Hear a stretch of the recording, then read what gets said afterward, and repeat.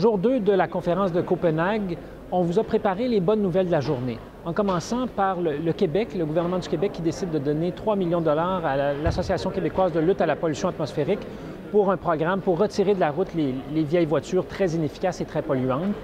Si on se déplace au sud de la frontière canadienne, l'Agence de protection de l'environnement des États-Unis vient d'annoncer que le CO2 était un polluant, mais aussi une menace à la santé, ce qui donne plusieurs pouvoirs au président Obama pour légiférer, adopter des règlements pour lutter contre les émissions de gaz à effet de serre.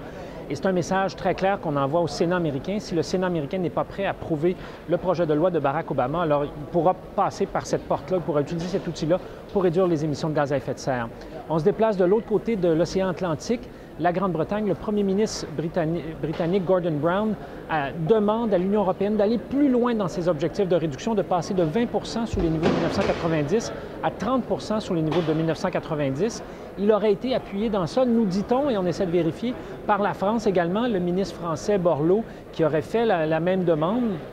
Et on apprenait également hier, finalement, que l'Afrique du Sud a décidé d'adopter une réduction de ses émissions de gaz à effet de serre de 34 par rapport aux émissions projetées, ce qui est un objectif plus ambitieux que celui de l'Alberta.